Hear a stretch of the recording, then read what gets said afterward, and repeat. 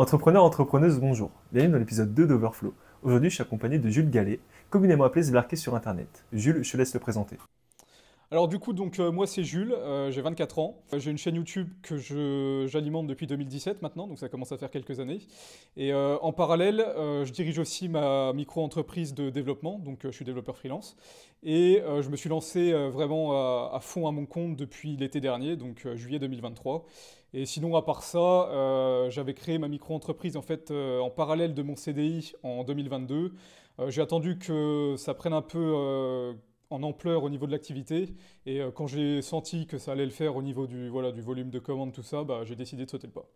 Ok, mais alors du coup, à quel moment ça a été décisif pour toi dans cette entreprise? En fait, quand j'étais en licence informatique, j'ai dû faire un stage à un moment. Enfin, c'était optionnel, mais moi j'avais décidé de le faire. Et ce stage, je l'ai fait en fait avec un collègue pompier de l'époque qui possédait lui son entreprise, bah, comme ce que je fais aujourd'hui. Et en fait, bah, d'aller bosser avec lui, d'aller chez les clients, etc. Bah, j'ai vu la liberté que ça pouvait donner d'être à son compte en fait. Et je me suis dit que, enfin, c'était ce que je voulais faire plus tard. Malheureusement, c'est pas quelque chose qu'on peut faire dès le début.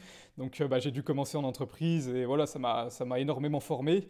Mais c'est toujours resté un objectif en fait que je me suis donné et du coup, bah là, j'ai enfin réussi à l'atteindre après plusieurs années. Ok, et du coup, ça a été quoi ton parcours scolaire à toi? Bah alors du coup, moi j'ai eu un parcours quand même assez classique.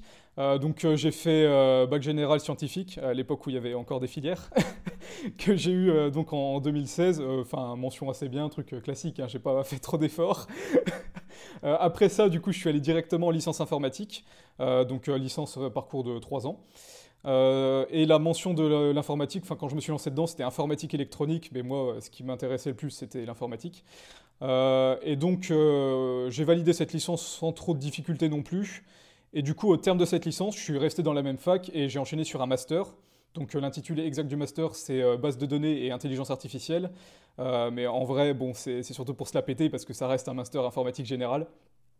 Et du coup, donc au bout de ces 2 ans de master, bah, j'ai effectué la deuxième année en alternance en fait, dans une entreprise bah, qui a été d'ailleurs l'entreprise dans laquelle j'ai effectué la majorité de mon travail après. Et donc ça, c'est arrivé en plein confinement, donc alternance pendant le confinement et tout, c'était assez sympa.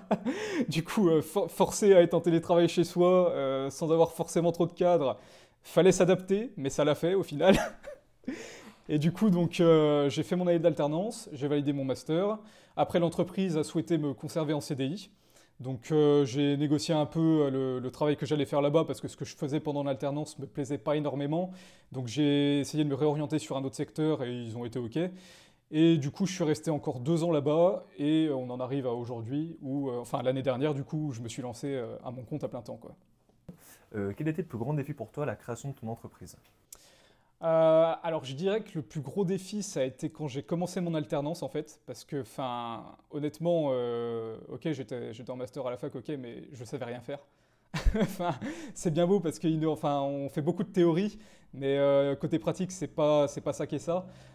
Donc en fait, quand je suis arrivé en master, enfin quand je suis arrivé dans mon alternance, les 2, 3 premières semaines ont été vraiment dures. Parce qu'en fait, bah, quand on arrive dans une boîte comme ça, enfin, on n'est qu'un élément parmi un tout, donc tout bouge très vite autour de soi. Faut s'adapter au rythme et forcément, faut apprendre plein de nouveaux trucs. Donc c'était vraiment, ouais, il y a eu une période de 2, 3 mois de temps d'adaptation qui était assez compliquée.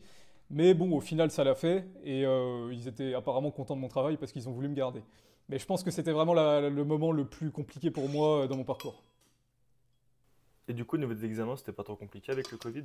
Non, non, c'est bon. En fait, bah, comme je l'ai dit, c'était pendant le confinement, donc le jury était relativement sympa, on va dire. Donc non, pour te donner un exemple, bon, c'est pas quelque chose dont je suis forcément fier, mais mon M1, c'était vraiment l'année 2020, quoi, l'année du confinement. Il y a eu les partiels en mai-juin, un truc comme ça. Et en fait, ce qui s'est passé, c'est que bah, du coup, c'était partiel à distance, sur Internet, avec un QCM. Et en fait, bah, on s'est retrouvé à 25 dans un appel Discord. Parce qu'on avait tous le même QCM, juste les questions dans des ordres différents. On a fait un gros fichier Excel avec les questions, les réponses, et du coup, bah, tout le monde a eu 19,5, quoi, voilà. Donc non, les notes, ça allait. Ouais, en fait, du coup, c'était donné quoi. Enfin, vous étiez sur Discord quoi, il y avait pas de. Voilà quoi. Ah oui, bah l'année de M1, elle était donnée. Et du coup, c'était à quelle fac où t'as été? Alors du coup, moi, c'est la fac d'informatique de Dijon, donc vraiment truc classique. C'est fac des sciences de Mirande, enfin voilà, c'est vraiment le parcours qui était limite par défaut quand j'ai fait mes admissions post-bac. Parce qu'en fait, moi, j'étais au lycée un peu à côté de Dijon, et du coup, mon choix vraiment par défaut, c'était la licence informatique, et voilà, c'est là que j'ai été. Et donc du coup, ta vision, est-ce qu'elle a changé depuis tout le parcours que tu as fait ou pas du tout? Alors, elle a un peu changé, mais plutôt sur la manière dont je voyais le rôle d'auto-entrepreneur avant que je me lance dedans.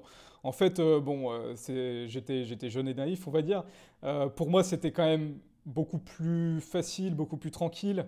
Mais quand on se lance, quand on est vraiment dans la réalité des choses, bah, on se rend compte qu'il y a plein d'aspects auxquels on n'a pas forcément pensé et qui vont un peu nous impacter. Enfin, moi, je pense par exemple à tout ce qui est prospection client.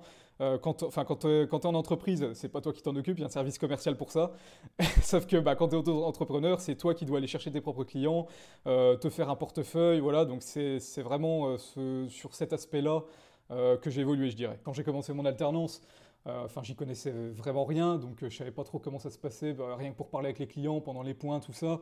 Alors qu'aujourd'hui, bah, ce qui est bien, c'est que vu que je suis à mon compte, c'est moi qui fais tout.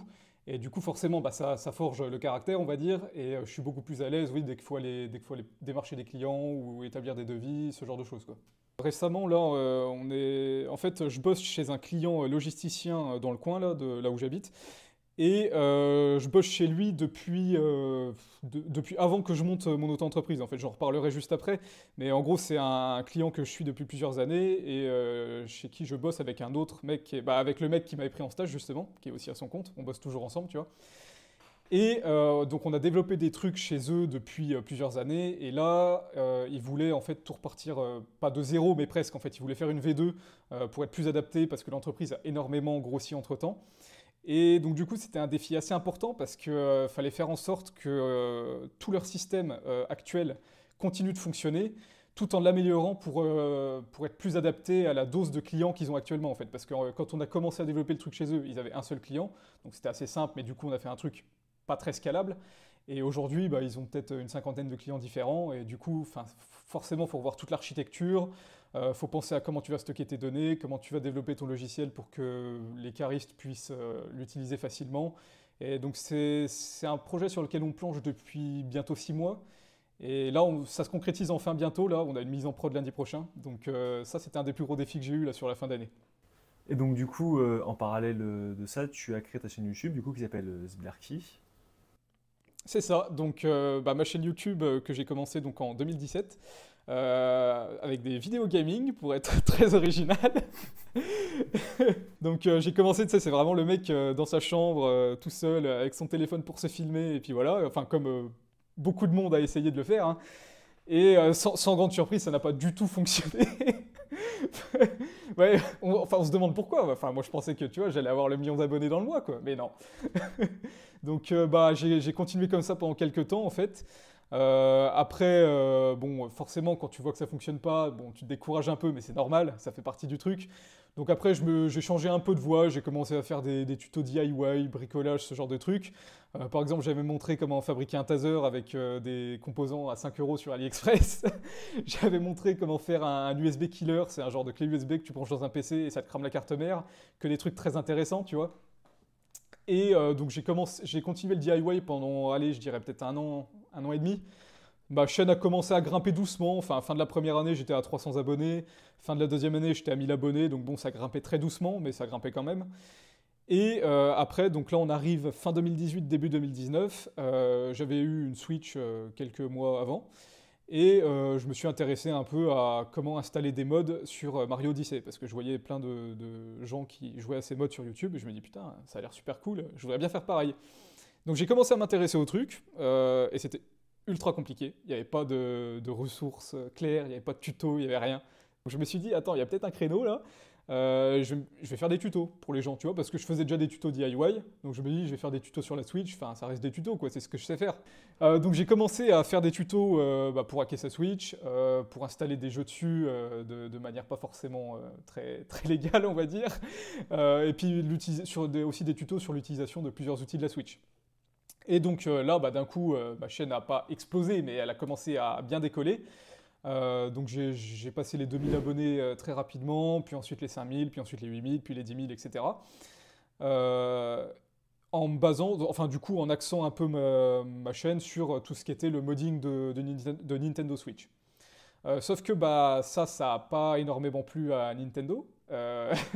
Au bout d'un moment, j'ai commencé à recevoir des strikes, des monétisations à gogo sur toutes mes vidéos. Et du coup, je me suis dit que ce serait peut-être pas mal que je change un peu de secteur ou que je fasse quelque chose qui soit un peu moins sensible, on va dire. Et donc du coup, c'est ce que j'ai commencé à faire. J'ai posté mes premières vidéos sur les modes de jeu, donc où là pour le coup je fais plus de tutos, mais c'est moi qui montre des jeux, je montre des collections de modes qu'on peut voir sur ces jeux, et voilà, j'en parle, je dis ce que j'en pense, etc. Et ça a commencé à plutôt bien fonctionner, donc petit à petit j'ai réduit de plus en plus les tutos et j'ai augmenté de plus en plus les vidéos modes. À côté de ça, j'ai aussi tenté quelques vidéos sur l'informatique pour le coup. J'ai fait des vidéos, par exemple, je programmais des jeux Switch, j'ai fait une vidéo où je programmais une intelligence artificielle, ce genre de choses. Et en fait, ce que je me suis dit, c'est que plutôt que de faire voilà, des trucs qui devaient marcher, j'allais plutôt faire des trucs qui me faisaient plaisir. Et voilà, donc j'ai arrêté un peu de viser le buzz à tout prix. Je me suis vraiment dit, voilà, je vais faire des trucs, je vais faire des vidéos qui me plaisent. Et du coup, depuis cette époque-là, bah, c'est ce que je fais. Je fais des vidéos sur des mods, je fais des vidéos sur des secrets de jeu, je fais des vidéos sur l'actualité des fois du modding de la Switch. Et ça a l'air de plutôt bien marcher parce que du coup, bah, j'ai passé les 40 000 abonnés au début du mois là. Et là, depuis 5-6 mois, je suis sur mes meilleurs mois de YouTube tout confondu, quoi. Ouais, c'est vrai, effectivement, quand on compare en fait, ton contenu aux autres, on voit que en fait, tu prends le temps vraiment de bien expliquer les choses plutôt que de lancer une vidéo pour dire, enfin, ouais, voilà, c'est là, quoi. Bah c'est ça, ouais ouais. En fait là, bon, ça va pas être trop non plus un spoiler, mais en gros, pour les secrets de Breath of the Wild, je me base sur des vidéos qui parlent de ça, sauf que bah en gros des vidéos qui parlent de ça, il y en a peut-être, je sais pas, des centaines. Et en fait, bah du coup, je me les tape, hein, j'ai pas le choix, et à chaque fois, je sélectionne les deux trois pépites que je trouve qui font la vidéo en fait. Après tout le reste, les trucs un peu osef, je les mets pas dedans. Je préfère voilà, vraiment me concentrer sur ce qui est le plus intéressant parce que c'est aussi ce qui va faire rester les gens sur la vidéo et ce qui va faire qu'elle va fonctionner quoi. Ouais, et en fait, du coup, par rapport à ça, j'avais une question à te poser. C'est vrai qu'on peut voir que YouTube a énormément changé comparé à il y a quelques années où il nous servait la soupe habituelle à base de podcasts en fait et de vlogs avec des créateurs vus et revus. C'est vrai que YouTube met un peu plus l'accent sur les nouvelles créations, par exemple les jeux vidéo, etc. Et je voulais savoir si tu as vu, toi, de ton côté, en tant que créateur de contenu sur YouTube, le changement. Alors ouais, je suis d'accord sur le fait que YouTube a énormément évolué depuis que j'ai commencé, en 2017. On n'était pas du tout dans les méta qu'on a aujourd'hui. À l'époque, moi, ce qui faisait fureur quand j'ai commencé, c'était les pranks et ce genre de choses. Aujourd'hui, ça a totalement disparu. Et non, alors pour moi, l'évolution de YouTube est plutôt bonne, dans le sens où on a beaucoup plus de vidéos travaillées qui fonctionnent aujourd'hui. Et il y a aussi une bonne évolution au niveau de l'algo qui aujourd'hui met beaucoup plus en avant les petits créateurs. À l'époque, quand tu étais petit créateur pour percer, c'était une horreur, vraiment une horreur. Et YouTube a mis des trucs en place aujourd'hui qui font que même si tu as 100 abonnés, ta vidéo peut percer en fait. Elle peut percer dans l'algo s'il y a un bon watch time, s'il y a voilà, un bon engagement et tout. En fait, ce qu'ils vont faire, c'est qu'au début, ils vont proposer ta vidéo à un pool de spectateurs. Donc tu peux avoir un petit pic de vues comme ça, genre ta vidéo elle va monter à 1000 vues alors que tu t'y attendais pas. Et si c'est sur ces 1000 spectateurs, il y en a une bonne partie qui a été intéressée, bah là c'est jackpot, YouTube va la propulser encore plus de monde et là t'es bien quoi. Mais ça, même il y a encore 3 ans, j'ai envie de te dire, ça n'existait pas. Pour que ta vidéo fonctionne, fallait que, enfin c'était de la lente montée, et c'était pas du tout pratique pour les petits créateurs. Donc ça, je trouve que c'est un bon changement. Et après, donc du côté de la méta actuelle sur YouTube, il y a pas mal de contenus bien travaillés qui fonctionnent. Je pense à tout ce que fait par exemple Combo ou ce genre de choses. Un peu les histoires, voilà. Donc il y en a qui se plaignent qu'aujourd'hui ça floune un peu la plateforme, mais moi perso je trouve pas. Enfin, ça dépend aussi peut-être de son algorithme perso de recommandation, mais moi j'en ai pas tant que ça. Par contre, les vidéos qui fonctionnent là-dessus, en général, sont très bien écrites, très bien travaillées, et c'est un vrai plaisir à regarder, quoi. C'est limite des documentaires, et t'avais pas forcément ça à ce niveau-là il y a quelques années. Donc pour moi, c'est vraiment un bon point de la plateforme. Puis bon, par contre, il y a aussi des mauvais points. Enfin, je trouve qu'aujourd'hui, la manière dont YouTube met en avant les shorts est un peu abusée, en fait. Enfin, moi, je vois quand je publie des shorts, la majorité de mes vues aujourd'hui, c'est des shorts. Alors que, bon, j'en fais quand même pas mal, mais tu vois, c'est vachement moins travaillé, c'est voilà. Et en fait, quand tu publies un short, il va être beaucoup plus poussé, beaucoup plus, voilà. Et du coup, tu as l'impression que YouTube favorise un peu ce format-là par rapport au format long. Mais d'un autre côté, ce format-là est pas du tout rémunérateur pour les créateurs, on va dire. Enfin, j'en reparlerai vite fait tout à l'heure, mais le revenu des shorts est ridicule. Si tu convertissais, enfin, si tu convertissais ça en revenu de vidéo, aujourd'hui, j'aurais plus besoin de bosser, hein. alors que, alors que bon, les shorts, moi, aujourd'hui, ça me rapporte rien du tout. Et il y a aussi un souci là-dessus, c'est que des fois, tu ouvres ton appli et ça te l'ouvre sur un short, genre ça te lit un short au hasard selon ton algo. Et du coup, et en fait, c'est là que tu sens qu'ils mettent en avant énormément le truc. Et ça fait un peu chier parce que bah, YouTube, c'est pas la place forcément pour ça. Enfin, pour ça, on a TikTok, on a Insta, voilà. Et pour moi, YouTube, c'est plus le format long, c'est le format travaillé, là où tu vas avoir un truc vraiment qualitatif. Et du coup, bah, ça me fait un peu chier que la plateforme prenne cette direction-là, mais en même temps, aujourd'hui, c'est quelque chose où, en tant que créateur, tu es obligé d'y passer si tu veux que ta chaîne fonctionne. Moi, je suis obligé de poster des shorts parce que ça me fait pas mal de vues et du coup, par extension, pas mal d'abonnés en plus qui découvrent ma chaîne et qui ensuite reviennent sur mes vidéos. Donc, c'est voilà, c'est quelque chose, on peut pas passer à côté, mais c'est pas vraiment quelque chose que j'apprécie, quoi. Bah, puis en plus, le pire, c'est que ça te force à faire quelque chose qui est très engageant, très surdynamique pour que les gens restent, parce qu'en fait, si tu veux que ton short fonctionne, il faut que les gens skippent pas dans les 30 premières secondes, je crois, enfin, ou dans la première moitié. Et du coup, bah, enfin, tu regarderas mes shorts, c'est pas du tout la manière avec laquelle je parle d'habitude. Quand je fais un short, en fait, je me force à avoir une voix super dynamique, à monter, enfin, monter dans les aigus, descendre dans les graves. Et vraiment, quand j'enregistre un short, ça dure 2 minutes. Mais je finis l'enregistrement, j'ai la gorge qui gratte, tu vois, parce que je force tellement sur ma voix que c'est pas naturel. Mais par contre, bah, je suis obligé de faire ça pour que bah, les gens soient happés par le truc et restent dessus, et puis voilà. Et du coup, en parallèle de ta chaîne YouTube, il y a un compte Discord communautaire qui a été créé du nom de ta chaîne. Pour être depuis les débuts, c'est vrai qu'effectivement, ça a énormément changé. Et tu as pu mettre plein de features et des choses pour aider à accompagner la communauté, ce qui est vraiment sympathique. Et il y avait également, du coup, je sais pas si tu te souviens, tu avais créé un bot Pokémon Rouge. On pouvait mapper avec les réactions. Et moi, j'ai bien aimé le concept. Et du coup, est-ce que le concept, c'est toi qui l'avais créé ou est-ce que ça vient de quelqu'un d'autre? Alors, faut que je creuse un peu parce que je me souviens plus comment j'ai eu cette idée. Alors, il me semble, c'est pareil, j'avais dû voir une vidéo sur. Enfin, le bot, je sais que c'est moi qui ai eu l'idée, mais que c'était pas un truc que j'ai vu. Je crois, bah, c'est peut-être que j'avais dû voir Twitch Plays Pokémon ou un truc similaire. Et je me suis dit, vas-y, bah, ce serait sympa d'essayer de faire ça sur Discord en fait. Du coup, j'ai cherché en fait, vu que les bots, moi je les programme en Python, ça peut être JavaScript ou Python. Moi je fais du Python, donc je me suis dit, vas-y, je vais chercher s'il y a un émulateur Game Boy en Python où on peut faire du pas à pas, ce genre de choses. Et du coup, bah, j'en ai trouvé un. Alors, je sais plus le nom exact, il faudrait que je te retrouve ça. Mais en gros, j'ai installé la librairie et vraiment, le bot était tout con à coder, hein. Enfin, tu codais les actions avec les boutons. Tu disais, ton émulateur, il avance de tant de frames quand tu appuies sur un bouton. Ensuite, il s'arrête. Tu le mets en pause, tu attends le prochain bouton, etc. Et la partie où je me suis un peu plus fait chier, c'était sur tout ce qui était sauvegarde backup. Parce que le souci, c'est que quand tu as un bot comme ça, bah, faut pas perdre le progrès. Sinon, les gens enfin, ils vont pas avoir d'engagement s'ils perdent leur partie à chaque fois que nos bots crash. Voilà. Et du coup, je m'étais un peu fait chier sur la partie sauvegarde. J'avais mis en place des tâches pour faire des backups à différents endroits sur plusieurs serveurs et tout, toutes les Xers. Du coup, on n'a jamais eu trop de progrès qui a été perdu. Et au final, ça a plutôt bien fonctionné parce qu'ils ont quand même fini Pokémon Rouge. Bon, ça a pris quelques temps. Je sais plus combien de jours exactement, presque un an, je crois. Mais ils ont fini. Et là-dessus, je m'étais fait plaisir parce que. Du coup, j'avais relié le bot à une base de données pour moi ensuite, parce que c'est vrai que j'en ai pas parlé, mais avant, dans mon ancienne entreprise, j'étais data analyst. Donc, je bossais un peu avec les données et tout. Et du coup, j'avais branché ça à une base de données. Et après, je m'étais fait des analytics. J'avais vu tu sais, je voyais le nombre d'utilisations par jour, je voyais les utilisateurs qui avaient le plus contribué, etc. Et c'est pour ça, entre autres, que j'avais donné des rôles maître de la ligue, genre aux 10 utilisateurs qui avaient le plus contribué, tu vois, parce que j'avais pu faire ça. Effectivement, tu avais tenu le bot jusqu'au bout. On avait réussi à finir le jeu, d'ailleurs, on avait eu un grade pour ça.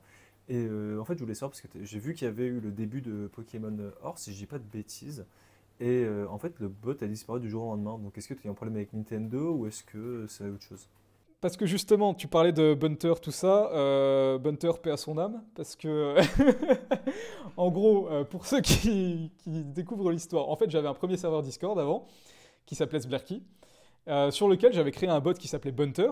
Et Bunter permettait de donner des liens de jeux Switch hackés à des gens, en fait. Il y avait un salon qui s'appelait Recherche Bunter. Tu faisais une commande genre $search, le nom de ton jeu. Bunter te proposait des jeux. Tu sélectionnais le jeu dans la liste de Bunter et ensuite il t'envoyait tous les liens en MP. Et c'était vachement pratique pour les gens pour trouver leur jeu. Sauf, voilà, sauf que, en plus, même pour moi, c'était pas mal parce que j'avais fait un système de VIP et tout. En gros, genre les gens, les membres gratos, on va dire, ils avaient droit à 2 utilisations par jour, il me semble. Et les VIP, c'était à ouf et ils pouvaient faire ce qu'ils voulaient et ils n'avaient pas de pub sur les liens. Parce que sinon, pour les membres gratos, je rajoutais des pubs sur les liens.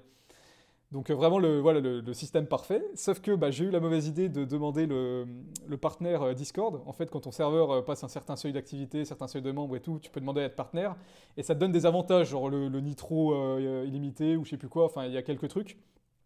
Et donc j'ai demandé le partenaire une fois, on s'est fait refuser. J'ai demandé le partenaire 2 fois, on s'est fait refuser. J'ai demandé le partenaire 3 fois. Et au bout d'un moment, je me suis réveillé un matin à 7 h. J'ai voulu ouvrir Discord, ça fonctionnait plus.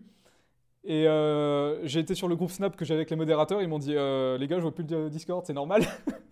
Et j'ai dit moi j'arrive plus à me connecter, c'est normal. Et en fait j'avais un mail du coup de Discord qui disait bonjour, on a remarqué que votre serveur ne respectait pas les TOS de Discord. Vous faites la promotion de piratage, voilà, enfin à cause de Bunter du coup qui donnait des liens de jeux piratés. Et du coup ils ont supprimé le Discord, supprimé mon compte. Et j'étais bien dans la merde. Donc ce qui s'est passé, c'est que en l'espace de un jour ou deux, je crois, on a remonté un serveur qui s'appelle du coup Sberky 2.0.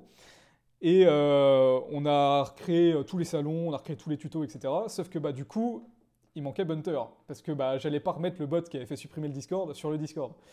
Donc ce que j'ai fait, c'est que j'ai créé un nouveau bot que j'ai appelé Nesta.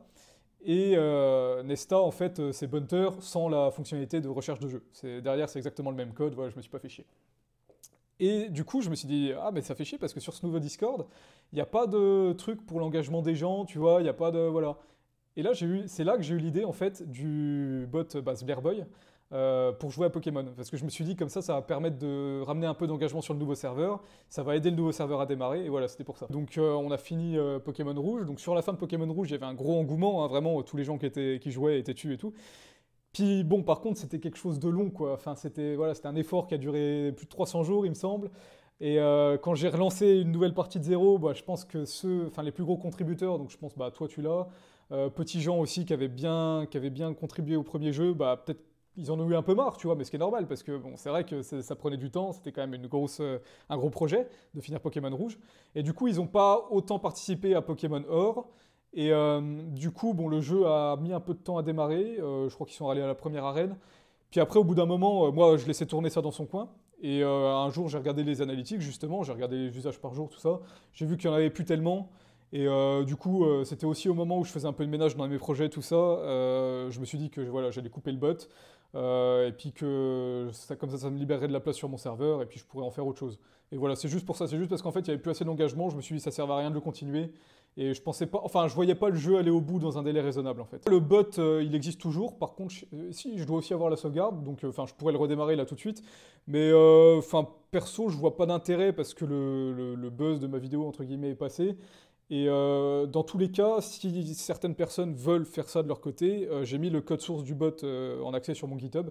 Donc ils peuvent le télécharger, ils peuvent lancer la partie de leur côté, voilà, il n'y a pas de souci. Avant, j'avais pas de serveur Discord, hein, je l'ai créé en 2019, il me semble.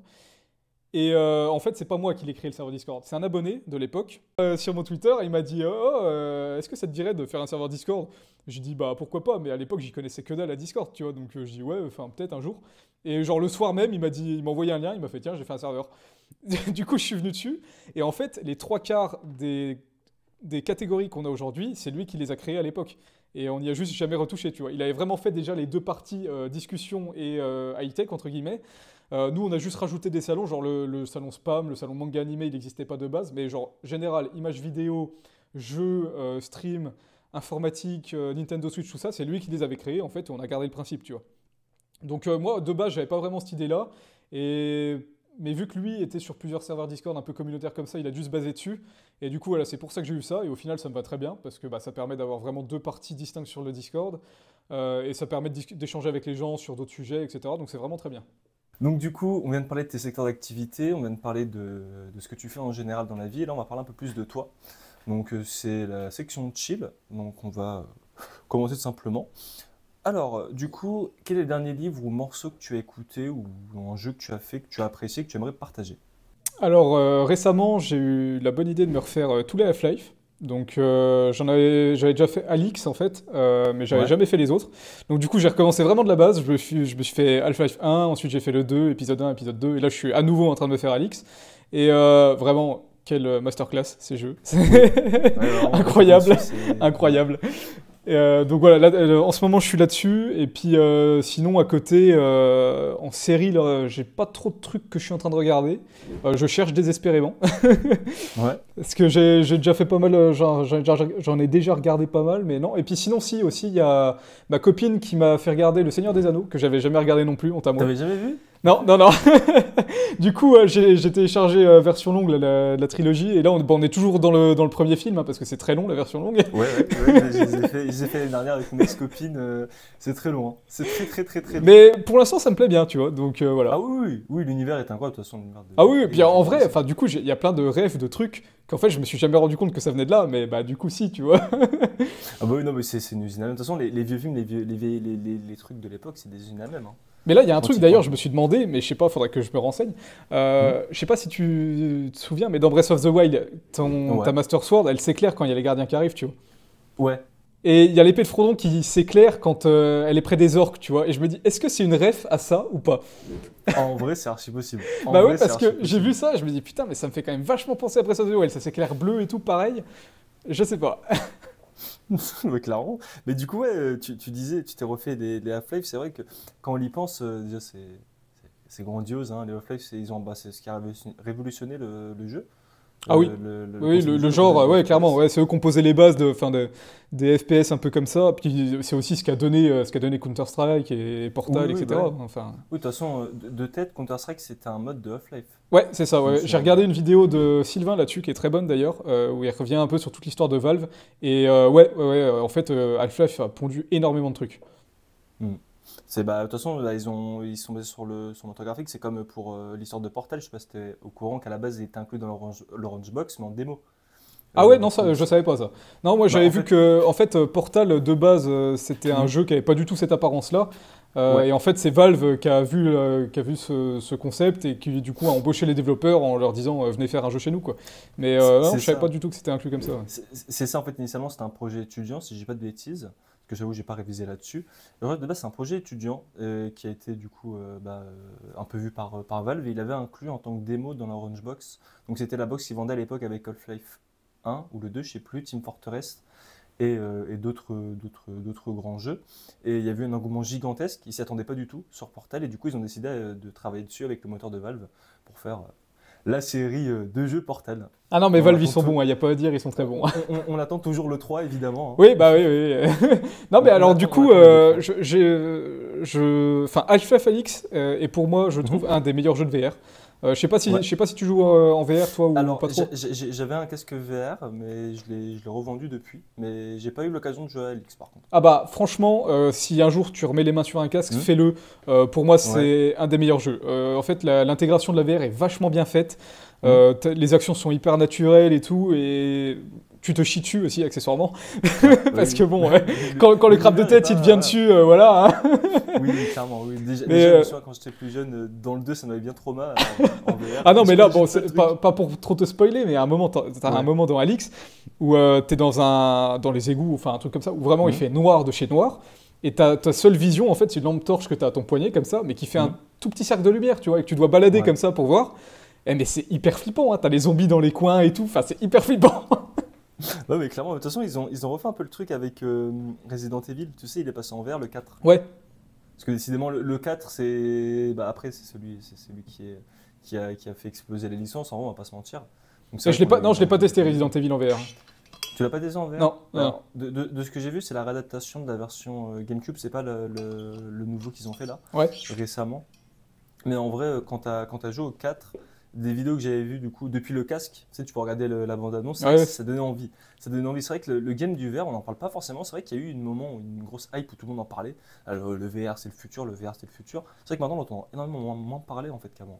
Bah, puis, enfin, aujourd'hui, avec la sortie du Vision Pro récemment, les Mm. gens pensent plus forcément jeu quand ils pensent VR, en fait, parce que Ouais. Apple a du coup un peu fonctionné, enfin, a axé son marketing sur l'aspect travail et tout, collaboratif. Mhm. Mais bon, de base, ça a quand même été créé pour les jeux vidéo. Et enfin, Oui. pour moi, ça va pas remplacer les jeux vidéo classiques, parce que c'est vraiment deux trucs très différents. Mais Ouais. il y a moyen d'avoir des expériences vraiment inoubliables en VR, et Half-Life Alyx en est une, hein, clairement. Bah, clairement, oui, en plus, il y en a plein, il y en a plein en vrai qui avaient posé le truc initial. Je sais pas si t'as quoi comme casque, toi? T'as un Moi Steambox ou j'avais t'as... non moi j'ai enfin le Oculus mais du coup maintenant c'est Meta, j'ai MetaQuest Ouais. 2. Ok, moi j'avais le Quest 1, je sais pas si tu te souviens, il y avait le jeu gratuit, tu sais, avec le frisbee là, j'ai oublié le nom. Ah J'ai oublié le nom. oui oui non alors j'ai pas le nom non plus mais oui je vois. Ouais. Ça, c'est le premier, c'est quand j'ai acheté mon casque, c'est le premier jeu que j'ai fait, bah, en même temps. Ça coûte la peau du cul les jeux Ouais. sur VR, mais c'est vrai que celui-là, c'est vrai qu'il était génialissime. C'est vrai que ça a posé un peu les fondations et de qu'est-ce qu'on pouvait faire, qu'est-ce qu'on pourrait pas faire avec un casque. Ah bah il y a une Et série c'est vrai que de jeux voilà. aussi que j'ai adoré sur le Quest, c'est Les Star Wars, I Expect You to Die. C'est alors tu Expect to connais Die. ouais I Expect You to Die. Je pense pas que tu connaisses. De nom, ça me dit un truc, mais j'ai pas le. En gros, c'est un peu une série de, pas d'escape game, mais de scénarios où en fait tu joues à un agent secret, tu vois. Et Mhm. ce qui est super bien, c'est que ça se joue assis sans bouger, donc genre tu peux être assis Ouais, comme je suis là, tu vois. Et en fait, tu as une scène où bah, tu vas voir des éléments, par exemple, soit tu es dans un train, soit tu es dans une grue, soit tu es dans un canapé ou un truc comme ça. Et en comme. fait, il y a des trucs qui vont essayer de te tuer, genre ça peut être du Mhm. gaz empoisonné, des trucs comme ça. Il faut bah, désamorcer, faut réussir à faire des missions, etc. Et en fait, c'est un peu un genre d'escape game, mais pas vraiment, tu vois. Et le style est Ouais, c'est super génial. sympa, et ils ont fait 3 jeux, je crois. Ils en sortent assez régulièrement, et vraiment, ça, c'est aussi un très bon jeu en VR. Je sais pas si t'avais fait, ça me rappelle un peu, ce que tu dis, ça me rappelle un peu Super Hot en VR. Je sais pas Ah si tu l'as oui, fait. ah oui, oui, je l'ai fait, Il est oui, oui, excellent. excellent. Il est excellent. Super Hot en VR, Bah, il est en excellent. vrai, il est un peu, enfin, pas cardio, mais enfin, un peu sportif quand même, parce que, enfin, des Oui, fois, oui. t'es que dans des pauses à la con comme ça pendant 30 secondes. Ah oui, oui, oui, clairement, oui, oui. Oui, clairement. Personnellement, moi, je l'ai jamais fini. Je sais que mon coloc l'a adoré pour le coup. Ah bah moi je l'ai Il fini, y bah joue c'était un des énormément. premiers jeux que j'ai eu en fait quand j'ai eu mon casque j'ai acheté Beat Saber et Super Hot. Ouais, ouais, Et Beat Saber, bah évidemment. Beat Saber forcément, hein, t'achètes voilà t'as un casque VR, t'achètes Beat Saber. Et non Super Hot ouais j'ai kiffé, ouais, bah pareil j'ai dû avoir mon casque à Noël, peut-être au jour de l'an j'avais fini Super Hot tu vois.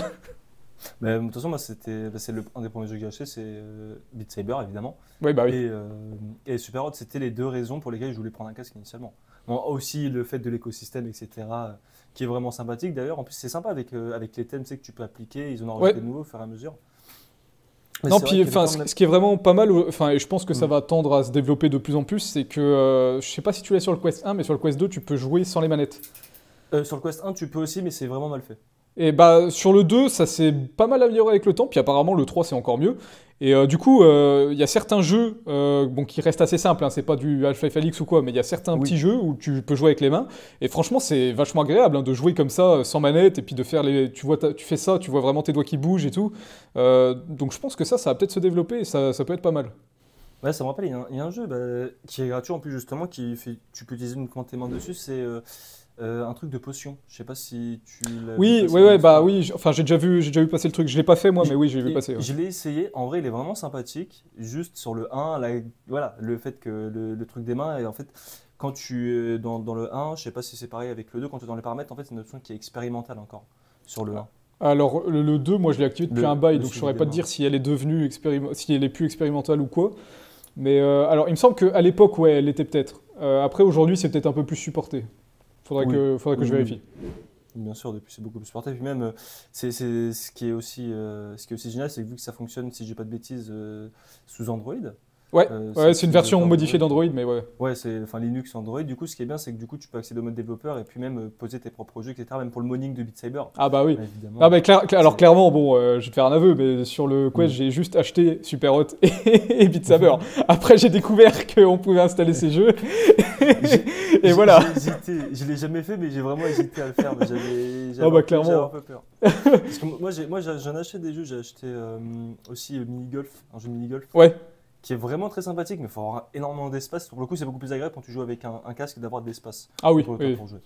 Ah que bah tu peux faire là-dessus, debout, ce qui est assis, pas mal, voilà. c'est que vu que le Quest est nomade Mhm. et que tu peux Ouais, jouer un peu n'importe où, moi j'ai la chance. Bon, ici tu vois, c'est assez chargé là, c'est ouais. mon appart, donc là c'est la cuisine, c'est Mhm. assez chargé. Donc quand je dois jouer à des jeux PC VR comme Alix, je suis obligé d'être là en fait parce qu'il faut que je sois pas loin de mon Ouais. PC. Mais pour des jeux standalone comme bah, I Expect You to Die ou même des jeux de ping-pong ou quoi, en fait j'ai la Mm. cave là juste en dessous.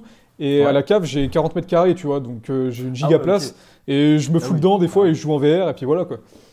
Ouais, du coup, c'est un vrai plaisir, quoi. Ah ouais, ouais, carrément.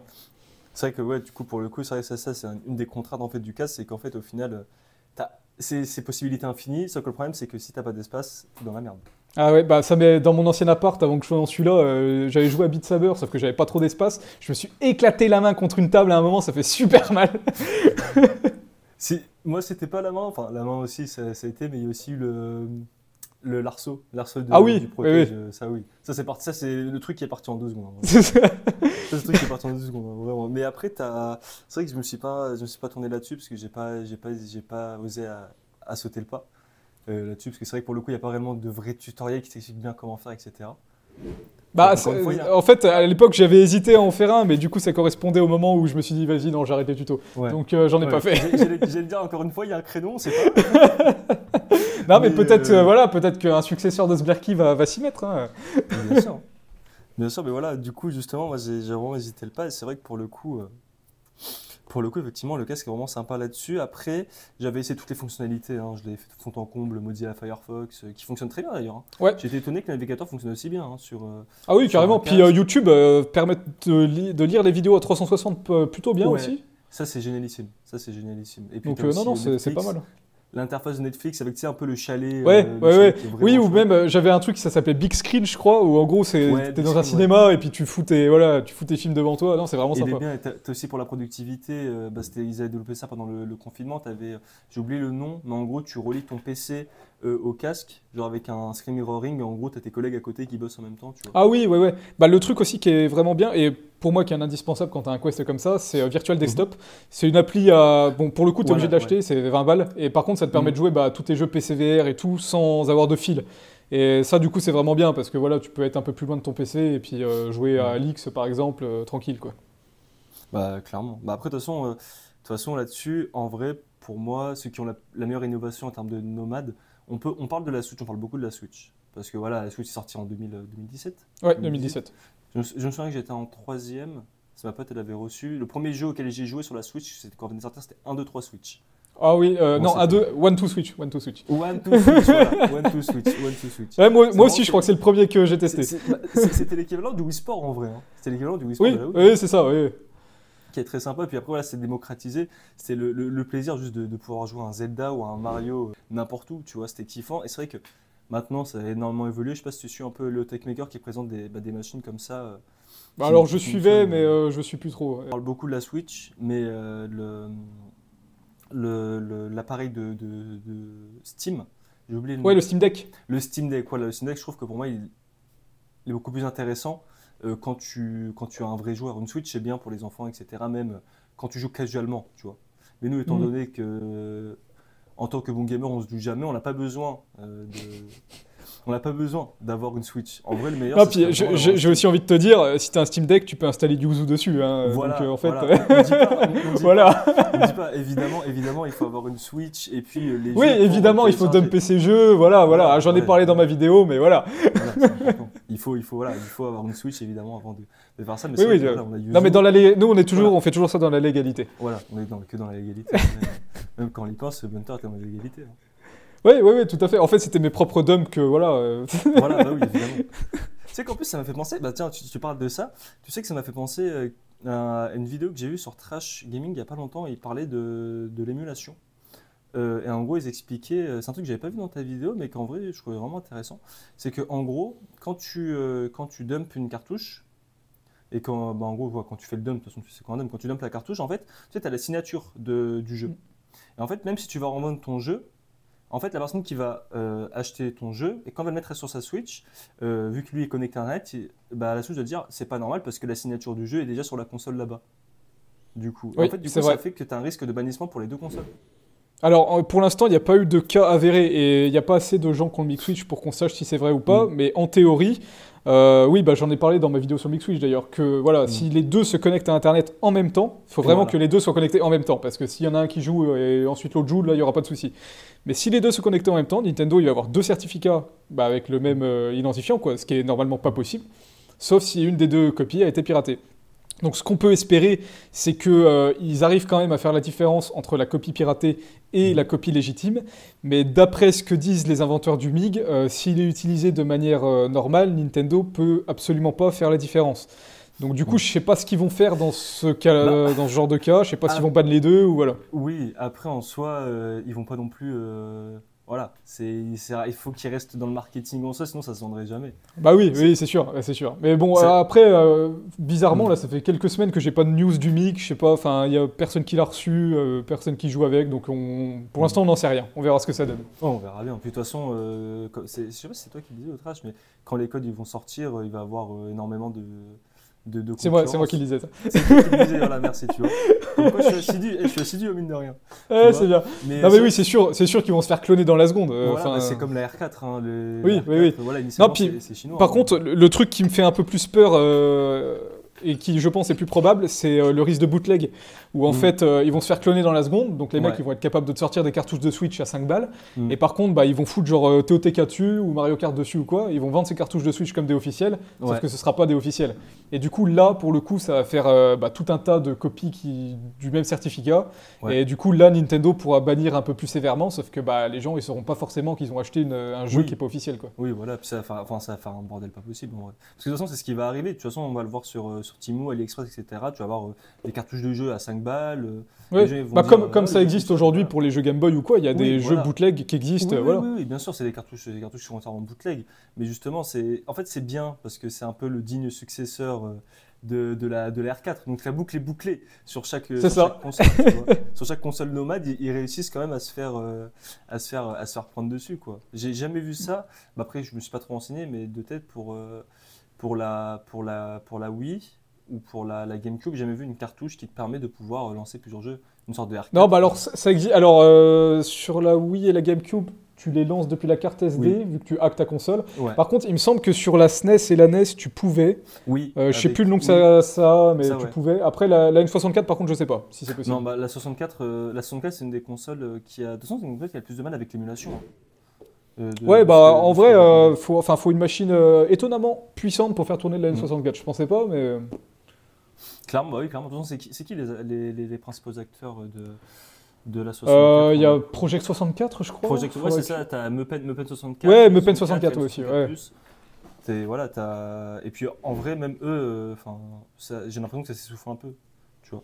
Bah, il n'y a pas Parce vraiment que, de news, en fait, le truc a été développé, voilà, donc ils n'ont pas vraiment de raison de continuer à supporter le projet, quoi. Il n'y a pas de mise à jour à faire, enfin... c'est ça. Et il n'y a pas eu une histoire récemment avec Citra qui s'est fait racheter? Non, alors Citra, du coup, c'est la même société qui est derrière Yuzu et Citra.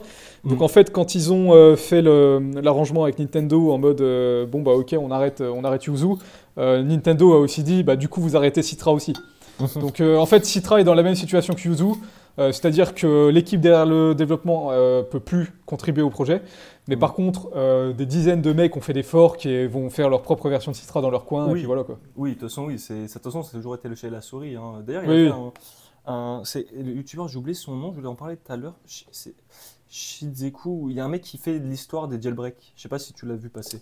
Sakaru? Sakaru, je crois, c'est Sakaru. Attends, je regarde en même temps. Voilà, Sakaru. Tu vois, qui même, de toute façon, lui, il est en train de passer sur les jeux vidéo. Mais c'est vrai qu'effectivement, quand tu regardes la documentation, les vidéos, ça a toujours été une sorte de chat et de la souris. Oui, Autant oui, et lui pour le coup, alors tu vois, je crachais sur les autres avant, mais lui pour le Hmm. coup, ses vidéos sont très bien documentées, très bien Ouais. recherchées. C'est Donc c'est un de mes vraiment une youtubeurs bonne ref. préférés actuels. Pour le coup, c'est un de mes youtubeurs actuels que j'adore vraiment parce que le travail est fou. Le Ah travail oui, est oui. fou pour le coup. Comme je disais, c'est un peu le chat et la souris quand tu vois Sony qui ont vraiment juste fait. Ils ont cassé les couilles pour la PS2, puis après ils ont juste mis au fur et à mesure des mises à jour et ils en parlent pas tellement, tu vois. Non. Enfin, après, Bah, puis après, il y a aussi une histoire de sécurisation de la console, entre guillemets. oui. Enfin, c'est-à-dire que la PS4 a quand même mis plus longtemps à être hackée que la Switch, hein, forcément. Mm, oui. La PS5, je sais même pas s'il y a déjà quelque chose, s'il y a un Il y a jailbreak ou déjà. pas. Il y en Ouais. a, il y en a eu au bout de 4-5 mois, il y a un mec qui a réussi Mais du accéder au coup, truc. contrairement à la Switch, c'est pas des exploits hardware, c'est du software. Oui, Donc il suffit que Sony fasse une mage, et puis voilà, quoi, faut attendre que le ouais, mec recraque le truc, etc. Alors voilà, que la exactement. Switch, bon, dès qu'il y a une mise à jour, dans les 3 jours, c'est bon, quoi. Clairement, bah, c'est pour ça que justement, c'est pour ça qu'il faut se tenir informé, c'est que justement là où Sony, comme tu disais, c'est de la modification, c'est de la modification interne. Donc du coup, en fait, je sais pas si je sais pas si t'es renseigné sur le côté jailbreak de Sony, mais en gros, Non, pas trop, non. les gens qui, enfin, la généralisation, je vais trouver mes mots, hein, évidemment. En gros, c'est depuis le navigateur web de la PlayStation 4, tu peux directement installer tes packages, etc. et hacker ta console. Mais le seul bémol, c'est que il faut que tu sois en version 9 ou 10. De toute façon, je mettrai la documentation dans la vidéo. Il faut être en version 9 ou 10 de la console. Là, actuellement, on est à la 14, si je dis pas de bêtises. Donc, en fait, c'est pas ouvert à tout le monde. C'est pas du tout Ah oui, ouvert ok. à tout le Donc du monde. coup, C'est aujourd'hui, vraiment. si t'es en 12, 13, 14, t'es niqué, quoi. Voilà. Et justement, les gens ne le savent pas forcément. Et vu que les mises à jour, maintenant, en fait, sur la Switch, en fait, c'est un peu plus permissif. Dans le sens où ils vont te dire, bon, mets à jour. Ou sinon, tu fais démarrer en l'état. Tu vois. Là Oui. où Sony, c'est, tu mets pas à jour. On ne fait pas de vérification pour tes jeux des maths. Tu peux pas te connecter à Internet, tu n'as pas de PlayStation Store. Vu que tu n'es pas connecté à Ok. Internet, tu peux pas faire la vérification de licence, donc tes jeux sont bloqués. Donc tu es forcé de faire la mise à jour si tu veux jouer casualement. Tu vois. Ok, ouais. Et même, c'est pareil, bah après, c'est pareil, le truc qui se rapporte le plus entre la PS3 et la Switch, c'est vraiment au niveau du code barre derrière. Ah, le Tu vois. numéro de série. Voilà le numéro de série, je sais que je me suis renseigné bah, hier ou avant-hier. En gros, le modèle CECH 3000 et au-dessus, c'est impossible pour les PS3. Ok. Toujours pas, mais en dessous, tu peux. Et la Switch, bah, c'est pareil, c'est à partir de la deuxième génération, je crois, tu as beaucoup plus de C'est ça, bah, c'est difficultés. à partir de, en gros, les Switch produites à partir de juin 2018, Ouais. bah, elles sont plus vulnérables avec l'exploit hardware qui est existant, quoi. Du coup, j'ai eu de la chance de la prendre en mai, du coup.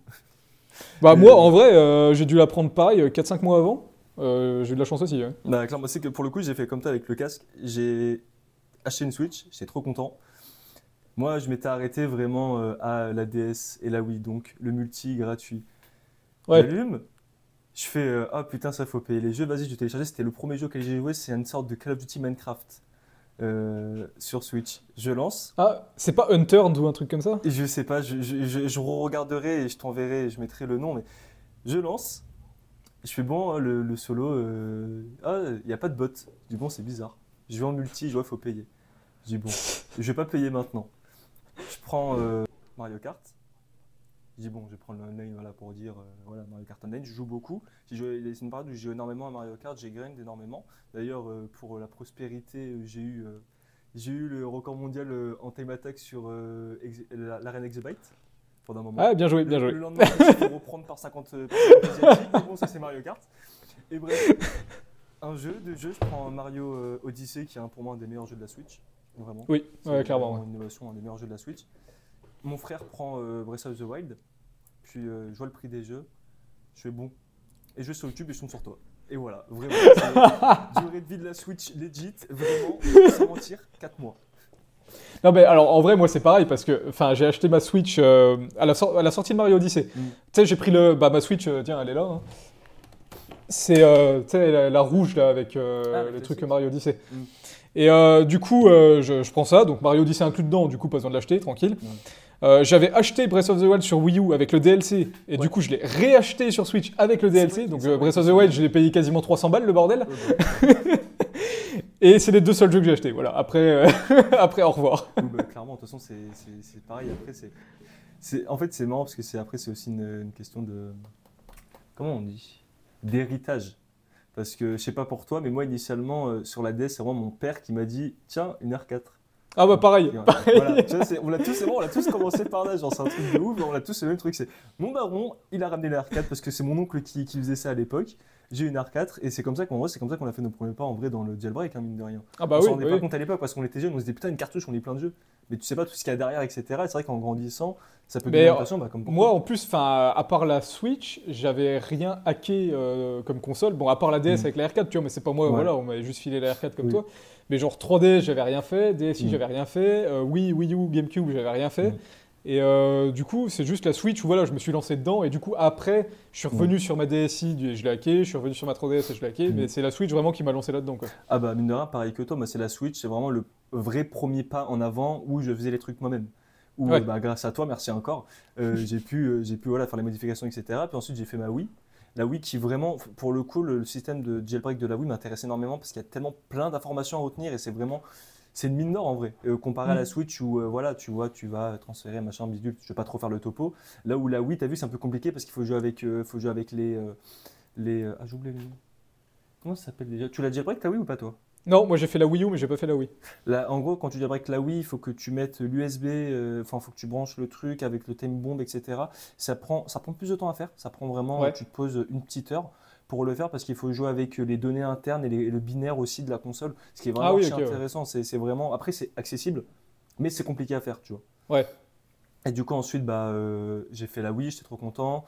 Là, récemment, quand je suis arrivé, du coup, quand j'ai déménagé dans le nord de la France, j'ai paumé mes R4. Et du coup, pendant quelques temps, j'avais juste lâché l'affaire avec la DS. Et puis ensuite, je me suis dit, attends, c'est bizarre que j'ai jamais vu un jailbreak sur la DS. Je me dis, c'est pas normal que tu peux pas modifier le truc interne. Puis j'ai vu les vidéos, j'ai vu que c'était un bordel. Et du coup, je me suis dit, bah, autant faire un tuto. Et du coup, le tuto que je t'ai proposé, qui est disponible sur le Discord, voilà, tu vois, Ouais. ça m'a vraiment intéressé. Et puis ensuite, la 3DS, qui est pas autant compliqué à craquer. Et là, le prochain que je ferai, c'est la PS4, je pense. Quand elle sera plus en fin d'activité, je pense que je vais me Ouais. pencher dessus. Mais c'est vrai que les Bah, consoles Nintendo sont. moi, Voilà. PS4, en plus, enfin, en vrai, il y a moyen qu'elle soit en bonne version parce que ça fait un très très longtemps que je l'ai pas allumé. Parce que, Mhm. enfin, depuis que j'ai mon PC, voilà, Oui, oui. j'ai plus trop l'intérêt de jouer sur la PS4. Donc, il faudrait que je regarde, mais peut-être qu'elle est compatible. Bah, je pense que oui, il faut juste que tu regardes, il faut juste pas que tu mettes, faut pas que tu mettes à jour, etc. Même la PS3, en vrai, c'est pareil. En fait, on en parle moins parce que c'est moins accessible. Ouais. Je trouve que c'est beaucoup moins. Déjà pour la PS5, ils ont entre guillemets désactivé le navigateur internet. Tu peux faire un. T'avais une manip dans les premières versions pour accéder au navigateur, mais tu peux plus parce qu'ils l'ont coupé parce que le piratage vient. Enfin, le jailbreak Ouais. vient depuis le navigateur internet, tu vois, Bah, ça utilise la des Switch, failles. tu sais que Voilà. c'est pareil, hein. La Switch, de base, ils ont coupé le navigateur pour éviter ce genre de truc, justement. À la sortie de la Switch, bah, t'avais pas de navigateur. D'ailleurs, aujourd'hui, je crois même pas que t'en as toujours un. Et Non, toujours pas. le seul moyen d'y accéder, en fait, c'était de faire une erreur pour pouvoir lancer une page d'aide, Oui, voilà. etc., pour avoir Bah, le c'est pareil pour la navigateur. PS5. Et en fait, c'est ça. Et pour Pegascape, donc, qui est la solution de hack de la Switch software, Mhm. mais qui s'arrête en 5.0, je Ouais. crois, t'es censé justement faire lancer une page internet pour hacker la Switch Mm. comme ça. Mais après, ça a été patché et aujourd'hui, c'est plus du tout viable. Oui, clairement. Mais du coup, comme quoi le navigateur est quand même souvent utilisé pour les failles pour ce genre de console. Ah, parce que de toute façon, c'est vrai que quand on y pense, enfin, c'est vrai que quand on y pense, là-dessus, ça joue aussi, tu vois. C'est que d'un côté, quand ils font une console, par exemple la Switch, ça va être accessible. Ils vont pas se pencher du côté navigateur internet, tu vois. Ils vont pas mettre à jour les failles de sécurité, les machins bidules, mettre à jour tout ce qu'il y a à mettre, tout ce qu'il y a à mettre derrière. Donc c'est vrai que ça va être beaucoup plus accessible que, par exemple, sur une PlayStation où tu as le navigateur internet qui est déjà inclus dedans. Ce qui était, de Ouais. toute façon, ce qui a été la promesse de base de PlayStation à l'époque de la PS2, qui était de révolutionner le multimédia, tu vois, avec le lecteur DVD, etc. Donc par logique, c'est normal que sur PS3 et sur PS4, tu avais le navigateur internet. Pour vraiment, Oui, ils voulaient une voilà. console pour tout Voilà, faire, ils quoi. voulaient une console et pas se positionner qu'en tant que console de jeu, mais qu'en tant qu'outil multimédia Ah ouais. unique dans la maison, quoi, tu vois. Oui, et là où Nintendo, lui, veut réconcilier le portable et le console de salon Voilà, avec la tu Switch, vois, quoi. sauf que du coup derrière, bah du coup, du coup, je vais venir dessus avec toi parce que tu es beaucoup plus calé que moi là-dessus. C'est vrai que là, on fait de la modification software avec la Switch. Du coup, maintenant, c'est intégralement software, ce qui est vraiment bien. Mais c'est vrai que par contre, sur la Switch Lite, ça pue encore, non? Alors, Switch Lite, ouais, faut pucer, faut ouvrir et faut pucer. Et il y a aussi Mhm. la OLED qui est dans le même cas. Ouais. Donc, et là, pour le coup, t'as pas le choix. Ouais. En fait, la puce, alors j'ai pas les détails full Mhm. technique, mais en gros, la puce va glitcher un peu la carte mère de la Switch pour Mhm. créer une faille, en fait, et ensuite permettre l'injection des payloads bah, comme sur les premières Switch comme ça. Mhm. Et du coup, après, on reprend le process classique de hack de la Switch, quoi. Ça utilise le Mhm. même custom firmware, les mêmes outils, etc. Mais oui, Mhm. ouais, t'es obligé de pucer aujourd'hui. Bah oui, de toute façon, de toute façon, ça revient un peu. En fait, ça revient parce qu'en fait, tout fait une boucle dans le monde du hacking parce que on devait pucer à l'époque de la PS2. Oui, ouais, Voilà, puis de la tu vois. Xbox aussi. Ou même de la Xbox. Mais t'as vu, je sais pas si il y a un YouTuber américain, j'ai oublié son nom, mais dès que je jailbreak un truc, j'écris juste jailbreak machin et je tombe mon premier sur ses vidéos. Et il fait le jailbreak de la PS2, de la GameCube, de la DS, etc. C'est C'est pas Modern Vintage Gamer? non, pas du tout. Il a un prénom, c'est son nom et son prénom sur YouTube, mais j'oublie à Ah chaque bah fois. alors non, ouais, Mais si voilà, Blaine Leclerc. Ah ouais, non, je connaissais pas. Blaine Leclerc, bah, en gros, ce mec, sa chaîne, Lui aussi, je me demande comment il fait pour encore être en vie. Là, par exemple, hier, il a envoyé le dernier jailbreak à jour de la PS3, tu vois. Il y a 3 jours, Ah ouais, ok. Ouais, il a montré comment on peut jouer en émulation gratuitement. Il y a 11 jours, comment jouer au jeu 360 sur le PC, tu vois. Genre, ouais, ok, en ouais, le gros, mec ces est vidéos, vraiment là-dedans, voilà, quoi. c'est vraiment, il est là-dedans, là-dedans, là-dedans. Et quand tu as les vidéos de ce mec, ça fait genre archi professionnel, tu vois. Et Ouais. c'est vrai que pour le coup, encore une fois, et c'est comme pour tout, et c'est un truc qui est un peu embêtant, on est toujours en retard sur les Américains. Pour tout ce qui est scène de jeux vidéo, peu importe le contexte, on est en retard sur les Américains. C'est ça, ouais, ouais, c'est vrai qu'on a peu de concepts originaux. Enfin, après, il y a quand même des mecs qui créent leurs Mm. concepts, même en faisant du genre du contenu qui a été fait aux États-Unis. Oui, Mais c'est ça, c'est le contenu a déjà été fait quelque part, quoi. Le type voilà. de contenu a déjà été Bah, fait quelque part. pour moi, en l'occurrence, la personne qui se rapproche le plus du concept original, ça va être Edouard. Tu vois. Ouais, Parce ouais, ouais. que c'est de la revue de jeux vidéo, donc voilà. Hungry Gamer Nerd, Georges Dionnet, etc. Mais ce que j'aime bien avec Edouard, je sais pas si tu le suis, moi je le suis vraiment depuis deux Ouais, trois ans je maintenant. le suis, je regarde pas toutes ces vidéos, mais ouais, j'en regarde Moi, je quelques-unes. regarde assidûment, je trouve ça génialissime. Le mec mélange le test de jeux vidéo avec une fiction. Et le mec arrive à faire dans chaque saison une histoire en fiction en parallèle du test du jeu. Et ça reste toujours cohérent de fou. Tu vois, enfin, Ouais, il y a un vrai travail d'écriture voilà, il y a un derrière. vrai travail. Tu vois, lui, en plus d'ailleurs, il habite pas loin de. Enfin, sa production est pas loin de chez moi d'ailleurs. Et Bah, faut que tu l'invites sur Overflow, là. alors, j'aimerais bien, mais j'ai pas encore la prétention de pouvoir le faire. J'ai pas la prétention. Quand je serai meilleur, j'ai déjà pensé à des invités. Vraiment, j'ai déjà pensé à des invités. J'ai pensé à. Je sais pas si bah, tu connais Marco, le speedrunner.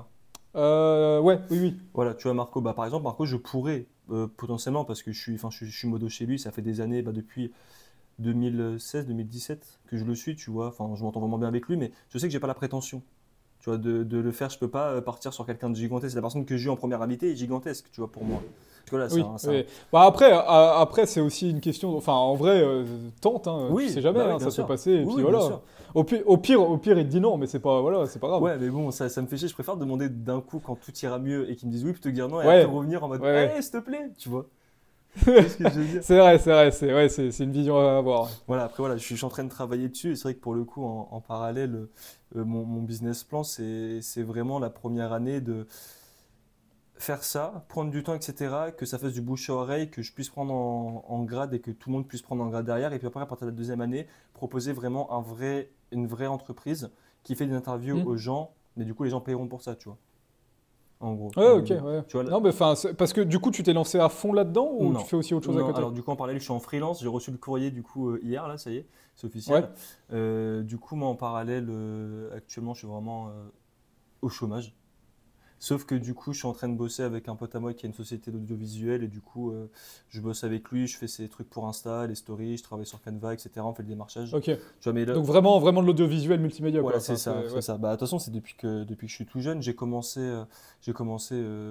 vraiment jeune. YouTube, j'osais pas trop parce que j'avais pas de caméra, j'avais pas rien et je voulais demander à mon père l'Avermedia. Je me souviens vraiment les prémices Oui, bah l'Avermedia. j'en ai un là, j'en ai un, tiens, ici. Voilà, tu vois, genre l'Avermedia, mais c'était, je disais, j'étais en cinquième, c'était en 2012. Vraiment, où j'étais trop content, je me disais, putain, je vais demander à l'Avermedia à mon père, à mon anniversaire, non, à Noël, non. Vraiment, il voulait pas du tout. Donc j'ai raté le coche.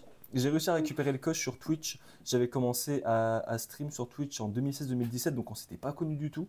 Et je me souviens que mon premier live, c'était sur Skyrim. Vraiment, de toute façon, Skyrim, c'est Skyrim.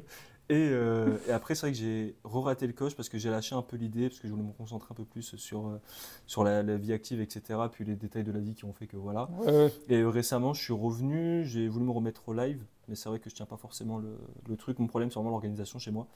C'est un bordel pas possible. Genre, dis-toi, là, je t'ai posé, mais j'organise tellement mal mes trucs que, tu vois, je suis en retard sur plein de trucs, il faut que je rattrape d'autres trucs, etc. Tu vois. C'est la merde. Ouais. Mais j'essaye, en fait, maintenant de prendre le temps pour le truc que je veux faire. Tu vois, Overflow, c'est pas, je suis pas parti de l'idée en me disant, je vais faire une émission qui va m'apporter de l'argent. Tu sais, je vais faire une Ah bah émission. il faut pas. De Voilà, toute façon, je vais faire une émission où je démystifie la connerie du ouais, ah, t'es auto-entrepreneur, tu vas gagner 1 000 € par mois, 1 million d'euros ouais. première année, etc. Pour moi, c'est faux et ça le sera toujours, à moins que tu sois un Rothschild ou que tu aies énormément de chance dans la vie. Pour moi, voilà. Et du coup, le but, c'était de démystifier. Et j'essaie justement de rajouter des nouveautés, tu vois. Genre, qu'on puisse discuter beaucoup plus en amont des choses qui nous plaisent, etc. Et que les gens Hmm. puissent se reconnaître à travers toi, à travers les autres invités, etc. Tu vois, se dire, putain, moi aussi, j'aime bien ça, j'aime bien faire ça. Ah, c'est marrant, lui, il a fait comme ça, tu vois. qui puissent un peu s'inspirer. Oui, donc pourquoi pas te lancer toi aussi, quoi. Enfin, Voilà, c'est ça. c'est l'idée. C'est Ouais. ça. Donc du coup, oui, j'aimerais Ah bien mais me ouais, lancer. pour rebondir sur ce que tu as dit, enfin Ouais. oui, sur YouTube et Twitch, de toute façon, Oui. l'important si tu te lances sur ce genre de plateforme, c'est l'assiduité. Parce que voilà, faut vraiment, l'algo pardonne pas là-dessus, faut vraiment poster régulièrement. Enfin moi, tu vois, pendant très longtemps, mon rythme, c'était une vidéo toutes les 3 semaines, et je l'ai tenu pendant plusieurs années. Mhm. Là, aujourd'hui, c'est un peu plus souple, on va dire. Ouais. J'essaye de poster un short par semaine, et ensuite les vidéos, ça peut être un peu plus espacé. Mais dans tous les cas, faut être assidu, parce que sinon, oui, ça fonctionnera pas, quoi.